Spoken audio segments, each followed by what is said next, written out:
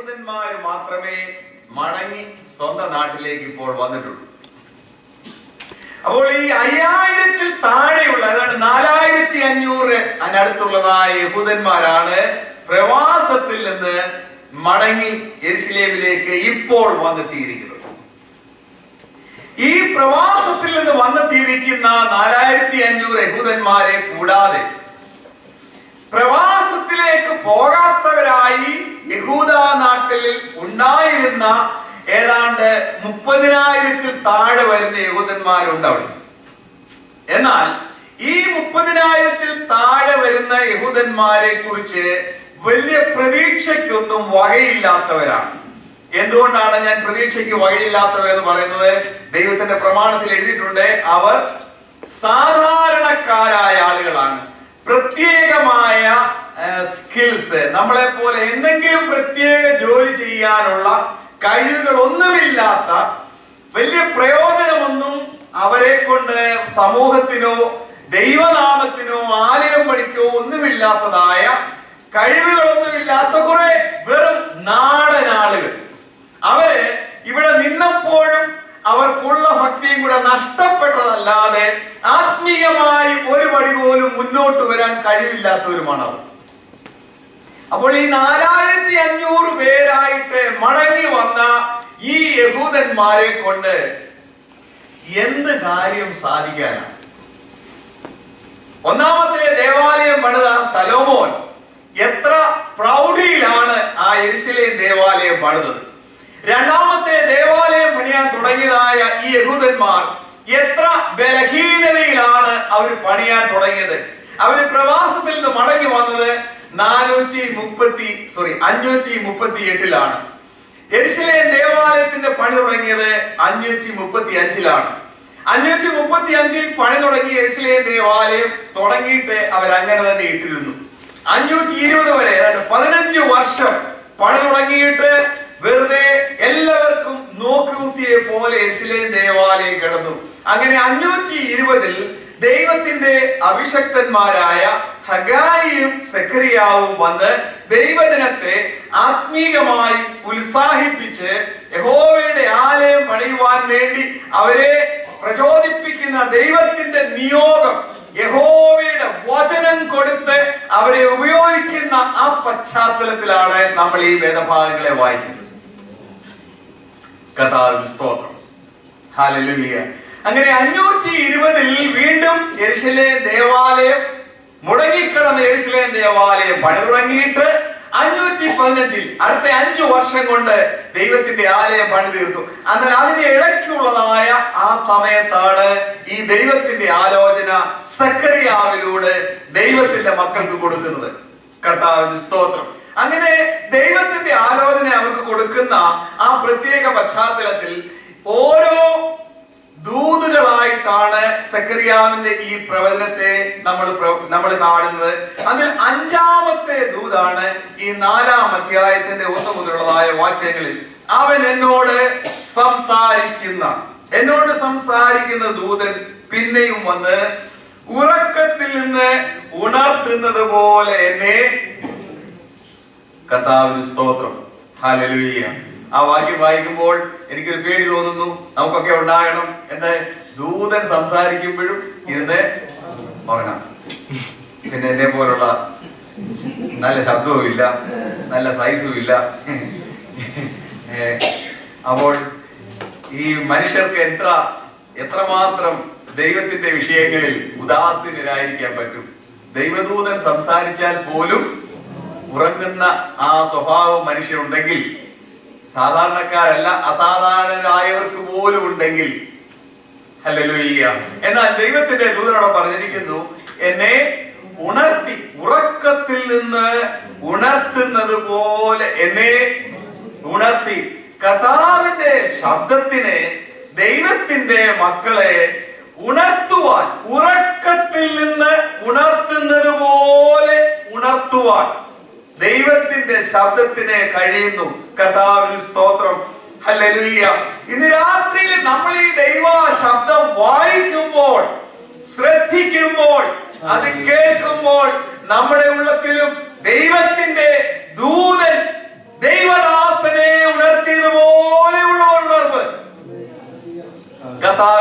സ്തോത്രം നമുക്ക് ഉണ്ടാകണം. ഹല്ലേലൂയ. 2500 വർഷം കഴിഞ്ഞിട്ടും ദൈവത്തിന്റെ വചനം ദൈവത്തിന്റെ വചനമാണ്. അത് സെഖരിയാവിനെ ഉണർത്തിയതുപോലെ, ദൈവത്തിന്റെ ദാസനെ ഉണർത്തിയതുപോലെ നമ്മെ ഓരോരുത്തരെയും ഉണർത്തുവാൻ അതിന് കഴിവുള്ളതാണ്. കർത്താവിന്റെ സ്തോത്രം. യഹോവയുടെ വചനം അതിന്റെ പ്രത്യേകമായ ശക്തിയുള്ളതായതുകൊണ്ട് ഉണർത്തുവാൻ കഴിവുള്ളതാണ്. കർത്താവിന്റെ സ്തോത്രം. എന്തുകൊണ്ട് ഉണർത്താൻ കഴിവുണ്ട്? അല്ലെ, എന്തുകൊണ്ട് ഉണർത്തേണ്ടി വന്നു?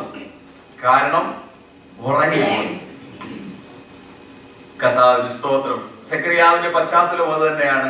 ഒരു പുതിയ പ്രവർത്തനം ഒരു സ്ഥലത്ത് തുടങ്ങുന്നതിനേക്കാൾ വളരെ പ്രയാസമാണ് തുടങ്ങി ഉറങ്ങിപ്പോയ ഒരു സഭയെ ഉണർത്തുന്നത്. ഇവിടെ വന്ന് എന്നെ പലരോടും നമ്മൾ സംസാരിച്ചപ്പോഴൊക്കെ എല്ലാവരും നമ്മുടെ പോയ പിള്ളേരെയൊക്കെ ഇനി കൊണ്ടുവരാൻ നമുക്ക് വിടാതിരിക്കാൻ നമുക്ക് പറ്റത്തില്ലെങ്കിൽ പിന്നെ പോയതിനെ തിരിച്ചു കൊണ്ടുവരാൻ അത്ര എളുപ്പമുള്ള കാര്യമാണ്. അതത്ര എളുപ്പമുള്ള കാര്യമല്ല. നമുക്ക് വിടാതിരിക്കാനാണ് നമുക്ക് നോക്കേണ്ടത്. കർത്താവിന്റെ സ്തോത്രം. ഹല്ലേലൂയ. അതുകൊണ്ട് അങ്ങനെയൊക്കെയുള്ള സമയങ്ങളിൽ പിന്നെ നമ്മളെ കൊണ്ടൊന്നും സാധ്യമല്ല. ദൈവം തമ്പുരാൻ നമ്മളെ ഉണർത്തണം. ഹല്ലേലൂയ. അതിനെ നമ്മെ ഉണർത്താൻ കഴിയുന്നത് കർത്താവിന്റെ സ്തോത്രം നമ്മൾ ആരെങ്കിലും പ്രസംഗിക്കുന്നതോ അല്ലെങ്കിൽ 21 ദിവസം ഉപവാസം ഇരിക്കുന്നതൊന്നും അല്ല. ദൈവത്തിന്റെ ശബ്ദം നമ്മുടെ കാതുകളിൽ കേൾക്കുന്നതിനാണ് നമ്മെ ഉണർത്താനായിട്ട് കഴിയുന്നത്. ഹല്ലേലൂയ. ആ ദൈവ ശബ്ദം നമുക്ക് കേൾക്കണം. കർത്താവിന് തന്റെ മക്കളോടത് പറഞ്ഞവരെ ഉണർത്താനുണ്ട്. ഹല്ലേലൂയ. എന്നെ ഉറക്കത്തിൽ നിന്ന് ഉണർത്തുന്നത് പോലെ. കർത്താവിന്റെ സ്തോത്രം. സുവിശേഷ വേലയ്ക്ക് ഒരാളെ വിളിക്കാൻ വലിയ പ്രയാസമില്ല. എന്നാൽ വിളി കേട്ട് ഇറങ്ങി തിരിഞ്ഞിട്ട് ഉറങ്ങിപ്പോയ ആളിനെ വീണ്ടും ഒന്നുകൂടെ ശരിയാക്കണമെങ്കിൽ ഭയങ്കര പ്രയാസമുള്ള കാര്യം. നമ്മുടെ കുഞ്ഞിനെ ആഹാരം കൊടുത്തത് വളർന്നു വരുന്നതിന് ഒരു പ്രയാസവുമില്ല. ഇടയ്ക്ക് ഉണങ്ങിപ്പോയാൽ വീണ്ടും ഒന്നുകൂടെ പുഷ്ടി വരുത്തണമെങ്കിൽ നമ്മൾ നാട്ടിൽ പറയാറുണ്ട്, ചില പിള്ളേരുടെ അവരുടെ കുടൽ ഉണങ്ങിപ്പോയി. കുടൽ ഉണങ്ങിപ്പോയാൽ പിന്നെ ആഹാരം കഴിച്ചാൽ ഒന്നും അതിലോട്ട് ഏക്കത്തില്ല, പിടിക്കത്തില്ല. അതുകൊണ്ട് അങ്ങനെ ഒരു പ്രത്യേക പരിസ്ഥിതിയിൽ നിന്ന് നമുക്കൊരു ഒന്ന് ഉണർന്ന് എഴുന്നേൽക്കണം. കർത്താവിന്റെ സ്തോത്രം. ഞാൻ ഈ ഫിലദൽഫിയായി വന്നപ്പോൾ ഞാൻ ഇതുവരെ താമസിച്ച എല്ലാ സ്ഥലങ്ങളെക്കാട്ടിലും പ്രത്യേകത ഈ ഫിലദൽഫിയായി ഞാൻ കണ്ടു. എന്താണെന്നറിയാവോ? അല്ല, സോറി, ഞാൻ പറയാം.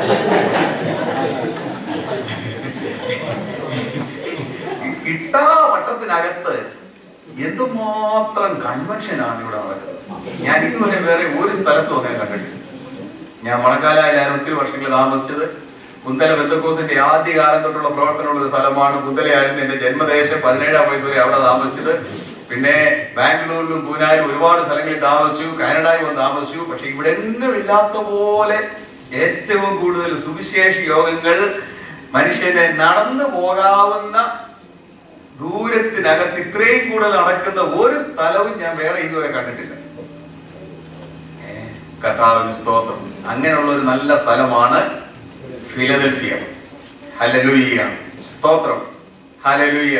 അപ്പൊ അതുകൊണ്ട് ഇവിടെ ഉറങ്ങാൻ വലിയ സാധ്യത ഇല്ലാത്ത ഒരു സ്ഥലമാണ്. കർത്താവിന്റെ സ്തോത്രം. ഹല്ലേലൂയ. ഹല്ലേലൂയ.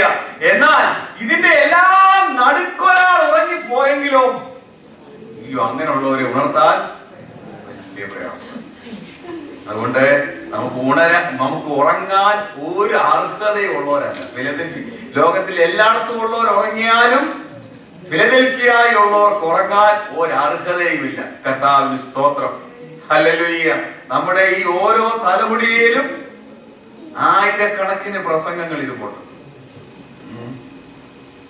തലമുടിയെല്ലാം എണ്ണിയതുപോലെ നമ്മൾ കേട്ട പ്രസംഗങ്ങളും തമ്പുരാൻ എണ്ണി വെച്ചേക്കും. ഓരോരുത്തരെ കുറിച്ച് ഈ മകൾ ഇത്രായിരം പ്രസംഗം കേട്ടതാണ്. കർത്താവിന് സ്തോത്രം. സെഖരിയ 4-ാം അധ്യായത്തെ കുറിച്ച് തന്നെ എത്ര പ്രാവശ്യം നമ്മൾ പ്രസംഗം കേട്ടതാണ്. ഹല്ലേലൂയ. അതുകൊണ്ട് എല്ലാരും ഉറങ്ങിയാലും ഫിലദൽഫിയയിലുള്ളവരെ നിങ്ങൾക്ക് അല്ലെ ഞാനിപ്പോ ഇവിടെ നിൽക്കുമ്പോ എനിക്കും ഉറങ്ങാൻ പെർമിഷൻ ഇല്ല. കർത്താവിന് സ്തോത്രം. നമ്മൾ ഏറ്റവും ഉണർവിന്റെ ഉപകരണങ്ങളായി നിൽക്കേണ്ടവരാണ്. എന്നെ ഉണർത്തി നീ എന്ത് കാണുന്നു എന്ന് എന്നോട് ചോദിച്ചതിന് കർത്താവിന് സ്തോത്രം. ഇപ്പോൾ ഉണർന്ന ദൈവ പൈതൽ ഹല്ലേലൂയ താൻ ചോദ്യം ചോദിക്കുന്നു. കർത്താവിന് സ്തോത്രം. ദൈവം അവനോട് ചോദിച്ചു, നീ എന്ത് കാണുന്നു? ദൈവ പൈതൽ അവൻ ഉത്തരം പറയേണ്ടവനാണ്. സ്തോത്രം. നമ്മുടെ ദൈവം സംസാരിക്കുന്ന ദൈവമാണ്, ചോദ്യങ്ങൾ ചോദിക്കുന്ന ദൈവമാണ്. അതിനുവേണ്ടിയാണ് ദൈവം നമ്മെ ഉണർത്തുന്നത്. നീ എന്ത് കാണുന്നു? മുഴുവനും പൊന്നുകൊണ്ടുള്ള ഒരു വിളക്ക് തണ്ടും അതിന്റെ തലക്കൽ ഒരു കുടവും അതിന്മേൽ 7 വിളക്കും അതിന്റെ തലക്കലുള്ള 7 വിളക്കിന് 7 പിഴലും അതിനരികെ കുടത്തിന്റെ വലത്തുഭാഗത്തൊന്നും ഇടത്തുഭാഗത്തൊന്നും ഇങ്ങനെ 2 ഒലിവ് മരവും ഞാൻ കാണുന്നു എന്ന് പറഞ്ഞു. മുഴുവനും പൊന്നുകൊണ്ടുള്ള വിളക്ക് തണ്ട്. കർത്താവിന് സ്തോത്രം. നിങ്ങൾ ഈ സ്ഥലത്തൂടെ പോകുമ്പോഴൊക്കെ യഹൂദന്മാരുടെ ആരാധനാലയങ്ങൾ കാണുമ്പോൾ അവിടെ എല്ലാം കാണുന്ന സിംബൽ എന്താണ്? വിളക്ക് തണ്ടാണ്. 7 തണ്ടുള്ള ആ വിളക്ക് കാണുമ്പോൾ നമുക്കറിയാം ഇവിടെ യഹൂദന്മാരുടെ ആരാധനാ സ്ഥലമാണ്. കർത്താവിന് സ്തോത്രം. ഹല്ലേലൂയ. അപ്പോൾ ഉണർത്തി ദൈവം തന്റെ പ്രവാചകനെ കാണിച്ചത് ഈ വിളക്ക് തണ്ടാണ്. കർത്താവിന് സ്തോത്രം. ഹല്ലേലൂയ. സ്വർഗത്തിലെ ദൈവം തന്റെ സഭയെ കുറിച്ച്, ഇസ്രായേൽ ജനത്തെ കുറിച്ച് മഹാദൈവം ആഗ്രഹിക്കുന്ന കാര്യം, എന്റെ ജനം പ്രകാശിക്കേണ്ടവരാണ്. ദൈവമക്കളെ കുറിച്ച് പറഞ്ഞിരിക്കുന്ന പദം വെളിച്ചത്തിന്റെ മക്കളാണ്. നിങ്ങൾ വെളിച്ചത്തിൽ നടക്കുന്നു. വെളിച്ചത്തിന്റെ മക്കൾ. ഈ ലോകത്തിന്റെ പ്രകാശം. ഞാൻ ലോകത്തിന്റെ വെളിച്ചം. നിങ്ങൾ ലോകത്തിന്റെ ഹല്ലേലൂയ മലമേൽ ഇരിക്കുന്ന പട്ടണം പോലെ പ്രകാശം കൊടുക്കേണ്ടവരാണ്. കർത്താവിന്റെ സ്തോത്രം. ഹല്ലേലൂയ. അതുകൊണ്ട് നമ്മുടെ സിംബലാണ് വിളക്ക്. ഹല്ലേലൂയ. എന്റെ ചെറുപ്പത്തിൽ, നിങ്ങളുടെയൊക്കെ ചെറുപ്പത്തിൽ നാട്ടിലുണ്ടായിരുന്ന സമയത്ത് നാട്ടിൽ 3 എണ്ണയാണെന്ന് ഉള്ളത്. ഒന്ന് മണ്ണെണ്ണ, വെളിച്ചെണ്ണ, അല്ലല്ല വിളക്കെണ്ണ. നല്ലെണ്ണ പിന്നെ വളരെ അങ്ങും ഇങ്ങൊക്കെയാണ്. അപ്പൊ ഈ സാധനങ്ങൾ മേടിക്കാൻ പോകുന്നവരല്ല ഈ 3 എണ്ണയ്ക്ക് മണ്ണെണ്ണ, വെളിച്ചെണ്ണ, വിളക്കെണ്ണ. അപ്പൊ ഇന്ന് ആ വിളക്കെണ്ണ എന്നൊക്കെ പറയുന്ന ടേമൊക്കെ നമ്മുടെ സമൂഹത്തിൽ നിന്ന് അപ്രത്യക്ഷമായി. കാരണം ഇങ്ങനെ വിളക്കെണ്ണ എന്ന് പറയുന്ന എണ്ണയൊന്നും ഇപ്പം കടയിൽ ചോദിക്കുക കുറച്ച് വിളക്കെണ്ണതാന്ന് പറഞ്ഞാൽ ഒന്നും കിട്ടത്തില്ല ഇന്നത്തെ കാലത്ത്. പക്ഷെ അന്നത്തെ അങ്ങനെ ആയിരുന്നു. വെളിച്ചെണ്ണയും വിളക്കെണ്ണയും മണ്ണെണ്ണയും ഈ 3 എണ്ണയുണ്ടായിരുന്നു മനുഷ്യന്റെ ജീവിതമെല്ലാം. അവരെല്ലാം കൺഫ്യൂസ്ഡ് ആണ്. വിളക്കെണ്ണ എന്തുവാ? അപ്പൊ എല്ലാ ഹിന്ദുക്കളുടെ വീട്ടിലും വൈകിട്ടാവുമ്പോ അവര് വിളക്കെണ്ണ ഒഴിച്ച് വിളക്ക് കത്തിക്കും. അവര് ക്ഷേത്രത്തിൽ പോകുമ്പോൾ ഇങ്ങനെ നിരന്നിരിക്കുന്ന കല്ല് അവിടെ ഉണ്ട്. എല്ലാ കല്ലിന്റെയും ചുവട്ടിൽ കുറച്ച് വിളക്കെണ്ണ ഒഴിച്ച് കത്തിച്ചാൽ അവർക്ക് വലിയ സന്തോഷം. തങ്ങളുടെ ദൈവത്തിന് വേണ്ടി ആരാധന. അപ്പോൾ ആ വിളക്ക് കത്തിച്ചാൽ അവർക്ക് ആരാധനയാണ്. വിളക്ക് കത്തിക്കുന്നവർക്ക് ആരാധനയാണ്. കർത്താവിന് സ്തോത്രം. ഹല്ലേലൂയ. സ്വർഗത്തിലെ ദൈവം നമ്മോട് പറയുകയാണ്, നമ്മൾ എവിടെയെങ്കിലും വിളക്ക് കത്തിച്ചാൽ ഒക്കത്തില്ല, നമ്മൾ തന്നെ ഒന്ന് കത്തണം. കർത്താവിന് സ്തോത്രം. ഹല്ലേലൂയ. സ്വർഗത്തിലെ ദൈവം പറഞ്ഞത് ഞാൻ ഏതെങ്കിലും വിളക്കിനകത്ത് എണ്ണ ഒഴിക്കാമെന്നല്ല പറഞ്ഞത്. എന്റെ മകനെ, എന്റെ മകളെ, നിന്റെ മേൽ ഞാൻ എന്റെ ഹല്ലേലൂയ ആത്മാവിനെ പകരും. സ്തോത്രം. അത് നിന്റെ മേൽ പകർച്ച ഉണ്ടാകുമ്പോൾ നീ ജ്വലിച്ച് പ്രകാശിക്കണം. ഹല്ലേലൂയ. അതാണ് കർത്താവ് നമ്മെ കുറിച്ച് ആഗ്രഹിക്കുന്നത്. അപ്പോൾ ആ വിളക്ക് തണ്ട് ദൈവം ഉണർത്തിയിട്ട് തന്റെ ദാസനെ കാണിച്ചു. അതിന്റെ പ്രത്യേകതയാണ് അത് മുഴുവനും പൊന്നുകൊണ്ടുള്ളത്. വേദപുസ്തകത്തിൽ ഇടയ്ക്കാരോ പോട്ടെ പിന്നെ വേദപുസ്തകത്തിൽ ഈ പൊന്നെ പൊന്നെ പൊന്നെ എന്ന് പറയുന്നത് അതിന്റെ ലക്ഷ്യം എന്താണ്? പഴയ നിയമത്തിലെ യെരുശലേം ദേവാലയത്തിലെ സമാഗമന കൂടാരത്തിലെ അനേക ഉപകരണങ്ങളും മുഴുവനും പൊന്നുകൊണ്ട്. അത് മനുഷ്യരായ നമ്മൾ ഒരു കാതേലൊരു എന്തുവരും ഇടുന്ന പോലെയോ കഴുത്തേൽ ഇടുന്ന പോലെയോ ഇത് വിലയേറിയതായതുകൊണ്ട് ആ വിലയേറിയത് കൊണ്ട് ഉണ്ടാക്കാൻ വേണ്ടിയല്ല ദേവാലയത്തിൽ പൊന്നെ പൊന്നെ പൊന്നെ എന്ന് പറഞ്ഞേക്കും. ദേവാലയത്തിൽ അതൊരു സിംബലാണ്, ഒരടയാളമാണ്. എന്തിന്റെ അടയാളമാണ്?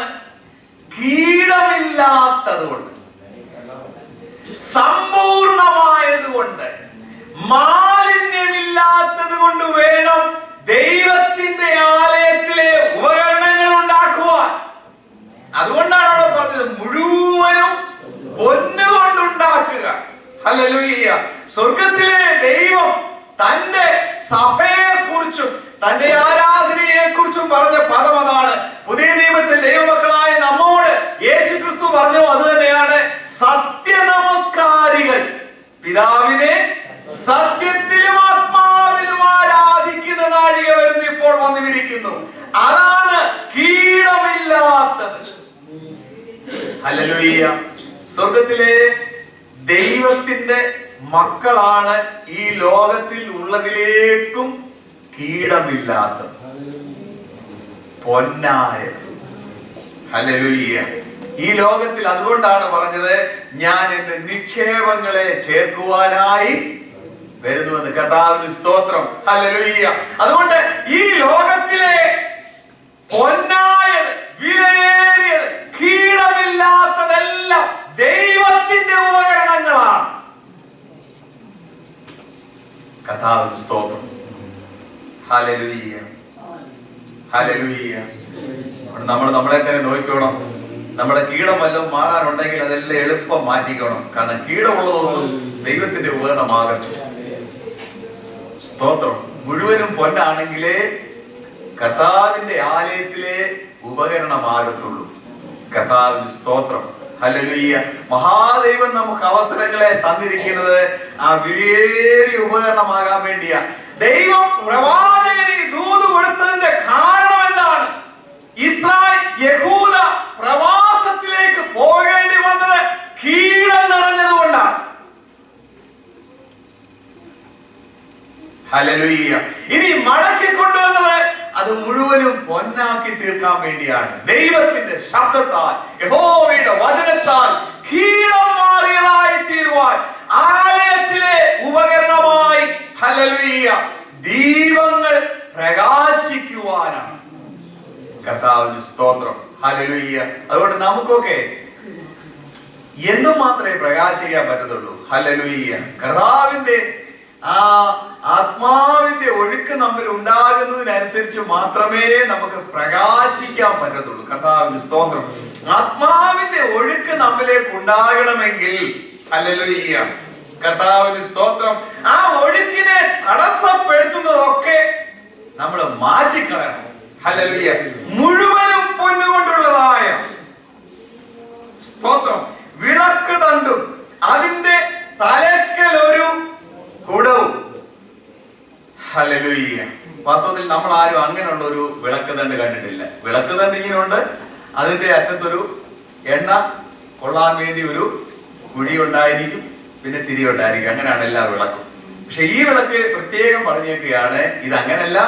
ഈ വിളക്ക് തണ്ടിന്റെ മുകളിൽ ഒരു കുടം. സ്തോത്രം. അങ്ങനെ ഒരു വിളക്ക് നമ്മളെങ്ങും കണ്ടിട്ടില്ല. സ്തോത്രം. എന്നിട്ട് എന്താണ് അതിന്റെ പ്രത്യേകത? അതിന്മേൽ 7 വിളക്കും അതിന്റെ തലക്കിലുള്ള 7 വിളക്കിന് 7 കുഴലും. ഹല്ലേലൂയ. അപ്പോൾ ആ കുടത്തിൽ നിന്ന് നേരെ ഒരു പൈപ്പ് ഈ 7 വിളക്ക് തണ്ടിലോട്ടും ഇങ്ങനെ നേരെ പൈപ്പ് കൊടുത്തേക്കും. കർത്താവിന്റെ സ്തോത്രം. ഹല്ലേലൂയ. അതിന്റെ വലത്തുഭാഗത്തൊന്നും ഇടത്തുഭാഗത്തൊന്നും 2 ഒലിവ് മരവും ഞാൻ കാണുന്നു എന്ന് പറഞ്ഞു. കർത്താവിന്റെ സ്തോത്രം. സ്വർഗ്ഗത്തിലെ ദൈവം തന്റെ ദാസനെ കാണിക്കുക. മഹാദൈവം പ്രവൃത്തികളെ ചെയ്യാൻ പോകുമ്പോൾ മാനുഷിക കരങ്ങളല്ല ദീപം പ്രകാശിക്കുന്നതിന്റെ കാരണം. കർത്താവിന് സ്തോത്രം. എല്ലാ വിളക്കും യെരൂശലേം ദേവാലയത്തിലേത് പറഞ്ഞു ഇടിച്ചെടുത്ത ഒലിവെണ്ണ നിരന്തരം അതിൽ ഒഴിച്ചു കൊടുക്കണമെന്നാണ് പറഞ്ഞത്. എന്നാൽ ഇവിടെ ദൈവത്തിന്റെ ദാസൻ കാണുന്നതിനകത്ത് ഒഴിക്കേണ്ട ആവശ്യമില്ല. നേരെ ഒരു കുടം, ആ കുടത്തിൽ നേരെ ചാനലുകൾ 7 തണ്ടിലേക്കും പോയിരിക്കുന്നു. എന്നിട്ട് ആ കുടത്തിന്റെ 2 വശങ്ങളിലും 2 ഒലീവ് വൃക്ഷങ്ങൾ. ഹല്ലേലൂയ, സ്തോത്രം. അതെന്തിനെ കാണിക്കുന്നു? നിരന്തരമായി എണ്ണ ഈ കുടത്തിലേക്കും ഈ കുടത്തിൽ നിന്ന് ഈ 7 തണ്ടുകളിലേക്കും ഒഴുകിക്കൊണ്ടേയിരിക്കും. ഹല്ലേലൂയ. മാനുഷിക ക്രമീകരണങ്ങൾ ആവശ്യമില്ല, മാനുഷിക കരങ്ങൾ ഇതിന് ആവശ്യമില്ല. ദൈവത്തിന്റെ പ്രവൃത്തിയാൽ തന്നെ ഈ ദീപങ്ങൾ പ്രകാശിക്കാൻ പോവുകയാണ്. കർത്താവിന് സ്തോത്രം. ഈ ദീപങ്ങൾ അങ്ങനെ പ്രകാശിക്കുന്നതിന്റെ ഭാഗമായിട്ടാണ് പറഞ്ഞത് 2 ഒലിവ് വൃക്ഷങ്ങൾ. ഹല്ലേലൂയ. ആ ഒലിവ് വൃക്ഷങ്ങളെ കുറിച്ച് അവിടെയുള്ള വാക്യങ്ങൾ പറഞ്ഞിട്ടുണ്ട്. ദൈവമായ കർത്താവ് അതിനുവേണ്ടി പ്രത്യേകമായി അഭിഷേകം ചെയ്ത 2 ദൈവത്തിന്റെ അഭിഷക്തന്മാരെയാണ് ഈ 2 ഒലിവ് വൃക്ഷങ്ങളായിട്ട് പറഞ്ഞിരിക്കുന്നത്. അത് ഒരു ഭാഗത്ത് രാഷ്ട്രീയ കാര്യങ്ങളെ നിയന്ത്രിക്കുന്ന മനുഷ്യനും മറുഭാഗത്ത് ആത്മീയ കാര്യങ്ങളെ നിയന്ത്രിക്കുന്ന മനുഷ്യനും, ഈ 2 പേരും. കർത്താവിന് സ്തോത്രം. ഹല്ലേലൂയ. അപ്പോൾ ഈ 2 ദൈവത്തിന്റെ ജനത്തെ പണിതെടുക്കുവാൻ ആരാധനയിലും ആത്മീക വിഷയങ്ങളിലും കീടമില്ലാത്തവരായി, ദൈവത്തിന് വേണ്ടി പ്രകാശിക്കുന്നവരായി, കർത്താവിന്റെ ഹിതം നിവർത്തിക്കുന്നവരായി അവരെ ഒരുക്കിയെടുക്കുവാൻ വേണ്ടി ദൈവം തന്നെ പരിശുദ്ധാത്മാവിനാൽ കാര്യങ്ങൾ ക്രമീകരിച്ചെടുക്കുമ്പോൾ, ഹല്ലേലൂയ, ഹല്ലേലൂയ, ദൈവം തന്നെ കാര്യങ്ങളെ ക്രമീകരിച്ചെടുക്കുമ്പോൾ, കർത്താവിന് സ്തോത്രം. എന്നോട് സംസാരിക്കുന്ന ദൂതനോട് ഞാൻ യജമാനനെ ഇതെന്താകുന്നു എന്ന് ചോദിച്ചു. എന്നോട് സംസാരിക്കുന്ന ദൂതൻ എന്നോട് ഇതെന്താകുന്നു എന്ന് നീ അറിയുന്നില്ലയോ? ഇല്ല യജമാനനെ എന്ന് പറഞ്ഞു. സ്തോത്രം. ഹല്ലേലൂയ. എല്ലാം ദൈവത്തിന്റെ സന്നിധിയിൽ ഉണർത്തപ്പെട്ട മനുഷ്യൻ പിന്നീട് എല്ലാം കൃത്യമായി ചോദിച്ചറിയുന്നു. ഹല്ലേലൂയ. എങ്ങനെ ചോദിച്ചറിയാൻ പറ്റുന്നു? വലത്തുഭാഗത്ത് ദൈവത്തിന്റെ ദൂതനുണ്ട്. കർത്താവിന് സ്തോത്രം. എന്താകുന്നു എന്ന് ഓരോ വിഷയത്തെ കുറിച്ചും ചോദിച്ച് കൃത്യമായി അറിയുന്നു. Hallelujah, hallelujah, hallelujah. കർത്താവിന് സ്തോത്രം. ഈ അത്രയും വേദഭാഗങ്ങൾ എഴുതിയിരിക്കുന്ന കാര്യങ്ങളൊക്കെ എന്താണെന്ന് നിങ്ങൾക്ക് മനസ്സിലായെന്ന് ഞാൻ വിചാരിക്കുന്നു. ഹല്ലേലൂയ. ഇത്രയും കാര്യങ്ങളെ പറഞ്ഞതിന് ശേഷം ദൈവത്തിന്റെ ദൂതനോട് ഇല്ല യജമാനൻ എന്ന് പറഞ്ഞപ്പോൾ അവൻ എന്നോട് ഉത്തരം പറഞ്ഞ എന്തെന്നാൽ, സെരുബ്ബാബേലിനോടുള്ള യഹോവയുടെ അരുളപ്പാടാവിത്. 2 പേരെ ഞാൻ പറഞ്ഞല്ലോ ഒലിവ് വൃക്ഷങ്ങളായിട്ട് നിൽക്കുന്നത്. ഒരു വശത്തെ രാഷ്ട്രീയ കാര്യങ്ങൾ നോക്കുന്ന അല്ലെ ഗവർണർ ആയിരിക്കുന്ന സെരുബ്ബാബേൽ. സെരുബ്ബാബേലിന്റെ വംശപാരമ്പര്യം നിങ്ങൾ നോക്കുമ്പോൾ യഹൂദയിലെ അവസാനത്തെ രാജാവിന്റെ കൊച്ചുമകനാണ് ഈ സെരുബ്ബാബേൽ. അപ്പോൾ വീണ്ടും രാജവംശം ദാവീദ് കുടുംബത്തിന്റെ കയ്യിലേക്ക് തന്നെ തിരിച്ചു വരുന്ന സമയത്തും മടങ്ങി വന്ന് ആ കുടുംബത്തിൽപ്പെട്ട രാജവംശത്തിൽപ്പെട്ട സെരുബ്ബാബേൽ തന്നെ വീണ്ടും അവിടുത്തെ പുതിയ ഭരണാധികാരിയായി വന്നു. മറ്റേ ഭാഗം നമ്മൾ നോക്കുമ്പോൾ യോശുവ ബെൻ സാദോക്ക്, സാദോക്കിന്റെ മകനായ യോശുവ. കർത്താവിന് സ്തോത്രം. ആ യോശുവ പുരോഹിതൻ. അപ്പോൾ ഒരു വശത്ത് രാഷ്ട്രീയ കാര്യങ്ങൾ നോക്കുന്നവനും മറുവശത്ത് പൗരോഹിത്യ ശുശ്രൂഷകൾ ചെയ്യുന്നവനും, ഇവർ 2 പേരും ഒരുപോലെ നിന്നുകൊണ്ട് ദൈവ ജനം പ്രകാശിക്കേണ്ടതുപോലെ പ്രകാശിക്കുവാൻ ദൈവത്തിന്റെ ആത്മാവിന്റെ പ്രവർത്തികൾ, ഹല്ലേലൂയ, കർത്താവിന്റെ മക്കളുടെ മേൽ വന്നിട്ട് അവരുടെ ദീപം പ്രകാശിക്കുവാൻ ഉപകരണങ്ങളായി അവരെ ഉപയോഗിക്കുവാൻ ദൈവാത്മാവ് ആഗ്രഹിക്കുന്നു. ഈ പശ്ചാത്തലത്തിലാണ് ദൈവത്തിന്റെ പരിശുദ്ധാത്മാവ് സംസാരിക്കുന്നത്. എന്റെ സെരുബ്ബാബേലിനോടുള്ള യഹോവയുടെ അരുളപ്പാടാവിത്, സൈന്യത്താലല്ല ശക്തിയാലുമല്ല എന്റെ ആത്മാവിനാൽ അത്രേ എന്ന് സൈന്യങ്ങളുടെ യഹോവ അരുളിച്ചെയ്യുന്നു. കർത്താവിന് സ്തോത്രം.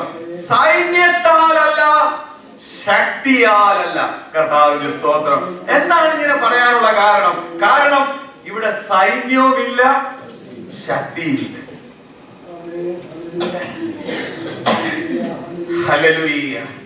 മില്യന്റെ സ്ഥാനത്തിപ്പോൾ 4500ഓളം ആളുകൾ മാത്രമുള്ള ഒരു ചെറിയ ജനസമൂഹമായി നിൽക്കുന്നവരെ ഒരു വലിയ പ്രവൃത്തി ചെയ്യുവാനായിട്ട് അവർ ആഗ്രഹിക്കുമ്പോൾ, ഹല്ലേലൂയ, തങ്ങളുടെ ബലഹീനതകളെ കുറിച്ച്, തങ്ങളുടെ പോരായ്മകളെ കുറിച്ച്, തങ്ങളുടെ കഴിവില്ലായ്മകളെ കുറിച്ച്, തങ്ങളുടെ വറ്റിയ സ്രോതസ്സിനെ കുറിച്ച്, ഹല്ലേലൂയ, അവർ വളരെ ബോധ്യമുള്ളവരായിരിക്കുമ്പോഴാണ് മഹാദൈവം അവരെ കാണിക്കുന്നു, ഒരു വറ്റാത്ത സ്രോതസ് നിനക്ക് വേണ്ടി, ഹല്ലേലൂയ, ഉണ്ട്. സ്തോത്രം. ഹല്ലേലൂയ. അതുകൊണ്ട് സൈന്യത്താൽ അല്ല, ശക്തിയാൽ അല്ല. കർത്താവിന് സ്തോത്രം. ഈ ലോകത്തിലെ എല്ലാ ക്രമീകരണങ്ങളും സൈന്യത്താലോ ശക്തിയാലോ നടക്കണം. ഹല്ലേലൂയ. റോമൻ സാമ്രാജ്യം അവരെല്ലാം കാണുന്നു. സ്തോത്രം. അല്ലെ നെബൂഖദ്നേസറിന്റെ സാമ്രാജ്യം, അല്ലെ ഇപ്പോൾ ഇവരെ സക്കറിയാവ് ദർശനം കാണുമ്പോൾ ഭരിച്ചുകൊണ്ടിരിക്കുന്ന മേദ്യ സാമ്രാജ്യം, ശക്തനായ കോരശ്, ഹല്ലേലൂയ, എല്ലാ ആ ബാബിലോന്യ സാമ്രാജ്യത്തെ ഒറ്റ രാത്രി കൊണ്ട് ഇല്ലാതാക്കിയ ശക്തനായ കോരശ്. ആ കോരശ് രാജാവ് ശക്തിയോടെ വാഴുമ്പോൾ, ഹല്ലേലൂയ, 4500 പേർ അടിമകളായി സ്വന്തം നാട്ടിലേക്ക് മടങ്ങി വന്ന ഏതുമില്ലാത്ത ഈ ജനത്തോട് ദൈവത്തിന്റെ ആത്മാവ് പറയുക, സൈന്യത്താൽ അല്ല, ശക്തിയാലല്ല. ഈ ലോകത്തിൽ സൈന്യത്തെ കൊണ്ടല്ലെങ്കിൽ പിന്നുള്ളതെല്ലാം ശക്തിയാണ്. അത് സാമ്പത്തിക ശക്തിയാകാം, ബൗദ്ധിക തലമണ്ടയുടെ പ്രവർത്തനം കൊണ്ടാകാം. നമ്മുടെ നാട്ടിൽ താജ്മഹൽ എന്ന് പറയുന്ന ഒരു വലിയ സൗധം, അത് എന്തുകൊണ്ടുണ്ടാക്കിയതാണ്? അത് സാമ്പത്തിക ശക്തി കൊണ്ടാണ്. മുഗൾ സാമ്രാജ്യത്തിന്റെ പണവും ഇതെല്ലാം ഉപയോഗിച്ച് അതിന് സാമ്പത്തിക ശക്തിയുണ്ട്. കർത്താവിന്റെ സ്തോത്രം. ഈ രാജ്യത്തിലെ അനേക കാര്യങ്ങളും സാമ്പത്തിക ശക്തിയും ബൗദ്ധിക ശക്തിയും കൊണ്ട് ഇതിന്റെ ശില്പികളായി നിന്ന അനേകം. കർത്താവിന് സ്തോത്രം. ഹല്ലേലൂയ. ഈ പെൻസിൽവേനിയയിലെ ഫിലദൽഫിയയിൽ പ്രവർത്തിച്ച് മരിച്ച ഒരു മനുഷ്യനാണ് ബെഞ്ചമിൻ ഫ്രാങ്ക്ലിൻ. അദ്ദേഹം ശാസ്ത്രജ്ഞനായിരുന്നു, എഴുത്തുകാരനായിരുന്നു, വലിയ ബുദ്ധിരാക്ഷസനായിരുന്നു. കർത്താവിന് സ്തോത്രം. ഇവിടുത്തെ കാര്യങ്ങള്, ഇവിടുത്തെ ഗവർണറായിട്ട് കുറെ നാൾ ഇരുന്നതാണ്. ഇവിടുത്തെ നിയമങ്ങളൊക്കെ എഴുതി ഉണ്ടാക്കിയപ്പോൾ ആ മനുഷ്യൻ ആ നിയമസംഹിതയുടെ വിഷയത്തിൽ എഴുന്നേറ്റ് പറഞ്ഞു, 2 കാശിന്റെ ഒരു കുരുകിലിനെ വീഴുന്നത് ദൈവം അറിയുന്നെങ്കിൽ ഇവിടുത്തെ ഏത് ലോകരാജ്യം എഴുന്നേൽക്കണേലും താഴെ വീഴണേലും ഈ സർവശക്തനായ ദൈവം അറിയാതെ സംഭവിക്കുന്നില്ല എന്ന് നിങ്ങൾ അറിഞ്ഞുകൊണ്ട് വേണം ഭരണഘടന എഴുതാനെന്ന് പറഞ്ഞു. കർത്താവിന്റെ സ്തോത്രം. ഒരു കുരുകിൽ വീഴുന്നത് പോലും ദൈവം അറിയുന്നില്ലെങ്കിൽ ഇവിടുത്തെ സകല എഴുന്നേൽപ്പുകളും ഇവിടുത്തെ സകല വീഴ്ചകളും ഈ ദൈവത്തിന്റെ കരത്താൽ അല്ലാതെ നടക്കുന്നില്ല. ഹല്ലേലൂയ. അതെ, ഈ മനസ്സ് തകർന്ന തങ്ങളുടെ ബലഹീനതകളെ കുറിച്ച്, പോരായ്മകളെ കുറിച്ച് ദൈവത്തിന് മുമ്പാകെ സംസാരിക്കുന്ന ഈ ദൈവമക്കളോട് പറയുകയാണ്, നിങ്ങൾ 4500 പേരുള്ള ഒരു ചെറിയ സംഘമായിരിക്കട്ടെ, എന്നാൽ മഹാദൈവത്തിന് നിങ്ങളോട് പറയാനുള്ളത് സൈന്യത്താൽ അല്ല, ശക്തിയാലുമല്ല.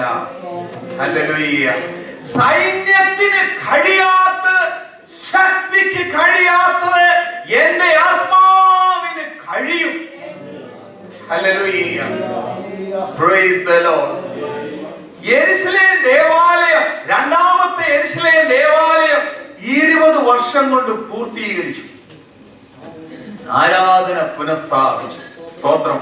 എന്നാൽ ദൈവസഭ 2000 വർഷമായിട്ടും സ്തോത്രം അതിന്നും പണിതുകൊണ്ടിരിക്കുന്നു. ഹല്ലേലൂയ. അത് തേജസ്സേറിയ സഭയായതുകൊണ്ട് അത് 20 വർഷം കൊണ്ട് പൂർത്തീകരിക്കാൻ പറ്റുന്നതല്ല. അത് 2000 വർഷം കൊണ്ടും പൂർത്തീകരിക്കാൻ പറ്റുന്നതല്ല.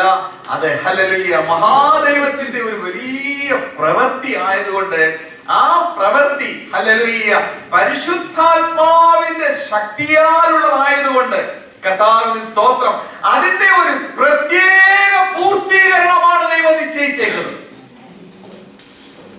Hallelujah hallelujah.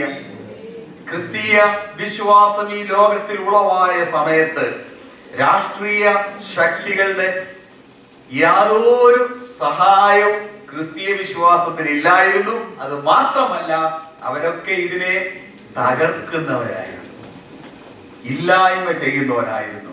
ഇതിനു വേണ്ടി ഒരു വാക്ക് പറയുവാനായിട്ട് റോമൻ സാമ്രാജ്യത്തിൽ ഒരാൾ പോലും ഇല്ലായിരുന്നു. കർത്താവിന് സ്തോത്രം, ഹല്ലേലൂയ. എന്നാൽ ഒരാൾ പോലും അവിടെ ഇല്ലായിരുന്നിട്ടും ഇതിനെ തകർക്കുവാൻ സൈന്യവും ശക്തിയും ശ്രമിച്ചിട്ടും ഹല്ലേലൂയ ദൈവാത്മാവുള്ള ദൈവസഭ ഇവരുടെ എല്ലാം നടുവിൽ സൈന്യത്തെയും ശക്തിയെയും പരാജയപ്പെടുത്തിക്കൊണ്ട് കർത്താവിന്റെ സഭ മുന്നേറുവാനിടയായി തീർന്നു. ഹല്ലേലൂയ. ലോകചരിത്രം മുഴുവനും ഇതിന്റെ ഉദാഹരണങ്ങളാണ്. സൈന്യങ്ങൾ എതിർത്തപ്പോൾ ഹല്ലേലൂയ റോമൻ സൈന്യത്തിന്റെ എണ്ണം എന്തുമാത്രമായിരുന്നു. എന്നാൽ കഴിവില്ലാത്ത 12 അപ്പോസ്തലന്മാർക്ക് സ്തോത്രം ആ സൈന്യത്തെ അതിജീവിക്കുവാൻ കഴിയുമായിരുന്നു. കർത്താവിന് സ്തോത്രം. കാലിത്തൊഴുത്തിൽ ജനിച്ച പുത്രനെ അവർക്കാർക്ക് നിയന്ത്രിക്കാൻ പറ്റുന്നതല്ലായിരുന്നു.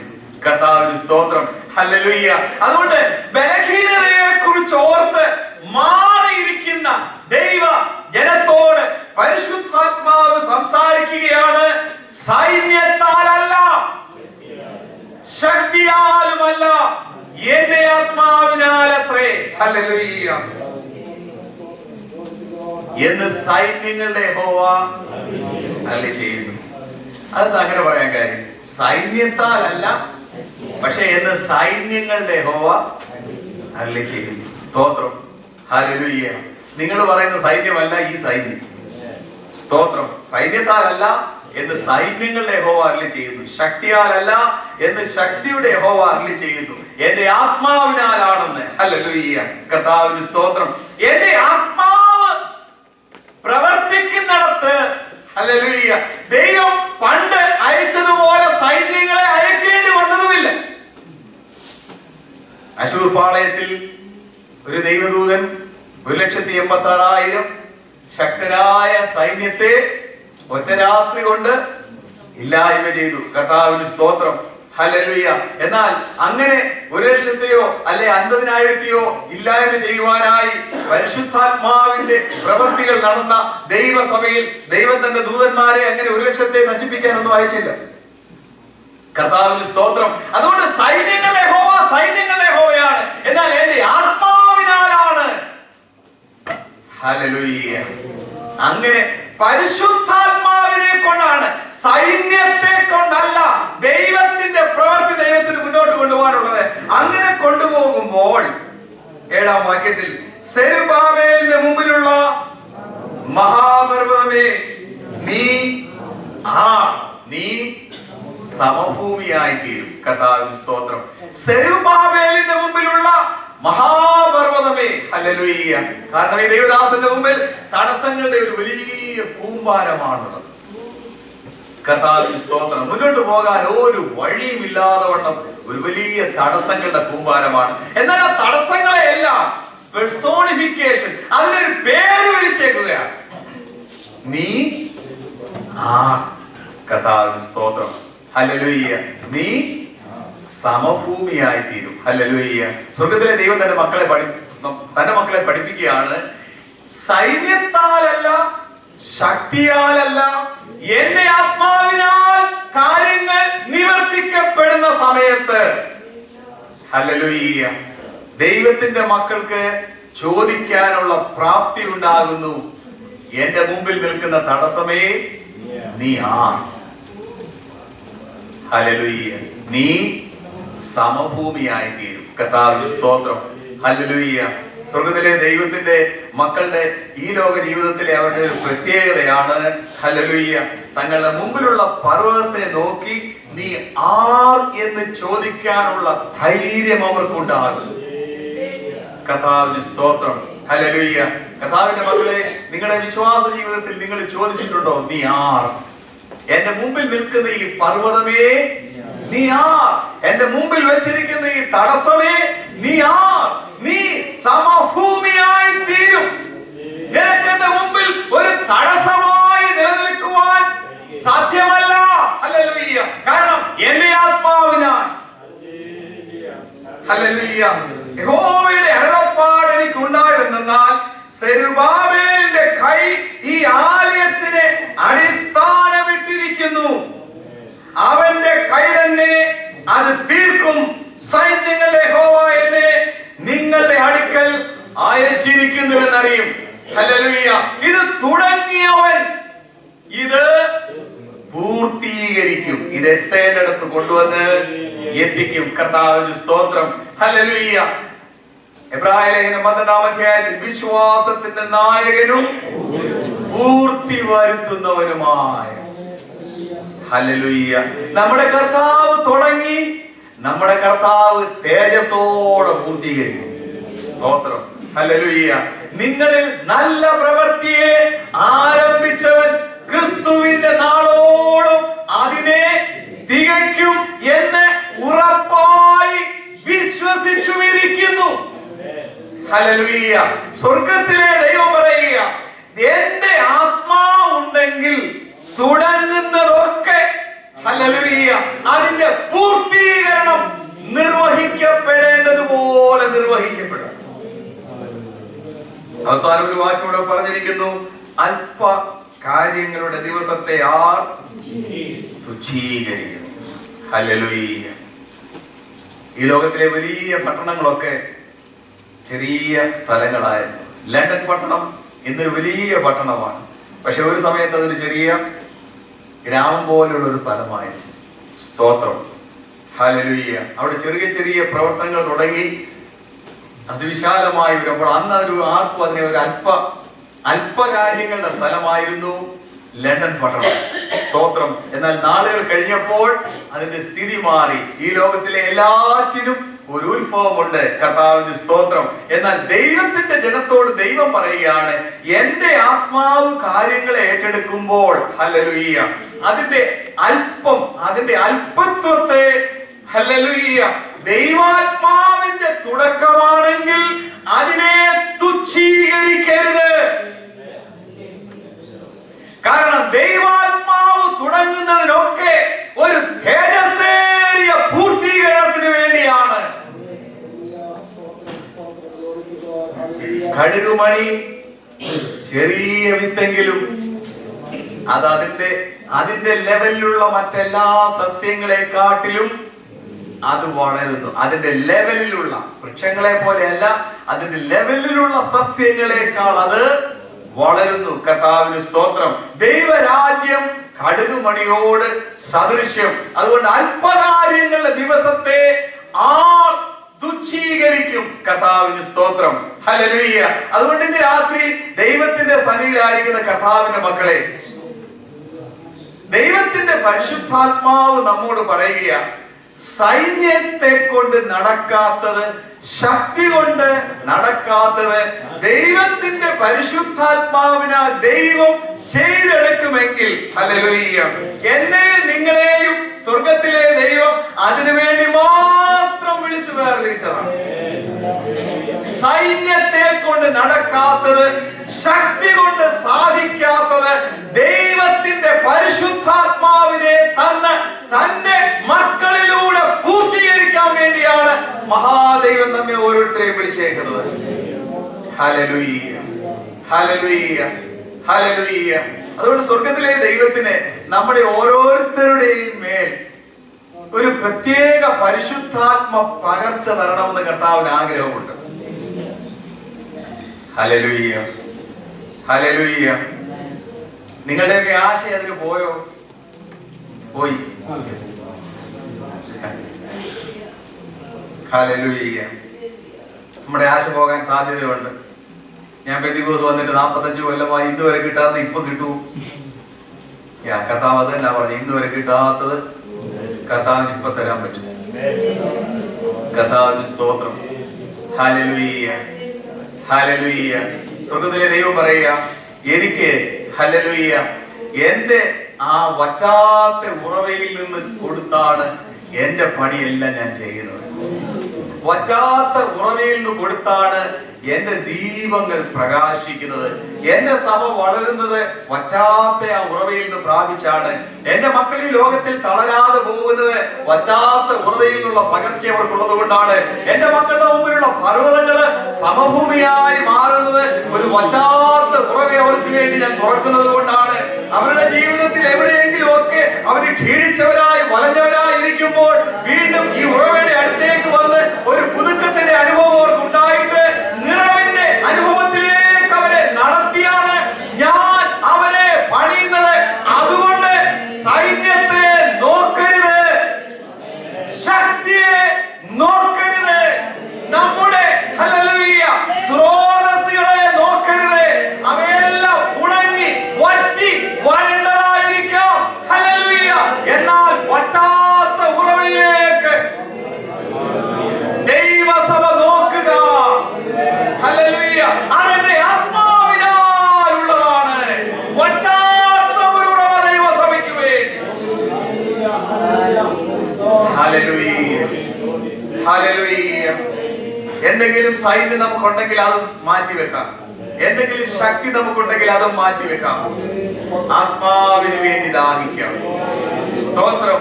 സൈന്യം കൊണ്ട് എന്ത് നടന്നു? ഹല്ലേലൂയ. എന്റെ ഉറവ കൊണ്ട്, എന്റെ കയ്യിലുള്ള സ്രോതസ് കൊണ്ട്, എന്റെ കയ്യിലുള്ള ശക്തി കൊണ്ട് എന്ത് നടന്നു? എന്ത് സാധിച്ചു? ഹല്ലേലൂയ. അതുകൊണ്ട് ആശ്രയമെല്ലാം അവിടുന്ന് എല്ലാം മാറ്റിയിട്ട് കർത്താവിലേക്ക് വെക്കാം. എന്റെ ആത്മാവിനാൽ, എന്റെ ആത്മാവിനാൽ, എന്റെ ആത്മാവിന് അത് തരാനുള്ള ഒരു പ്രത്യേക വഴിയുണ്ട്. നമുക്ക് കർത്താവിന്റെ സന്നിധിയിൽ എഴുന്നേറ്റ് നിൽക്കാം. ഹല്ലേലൂയ.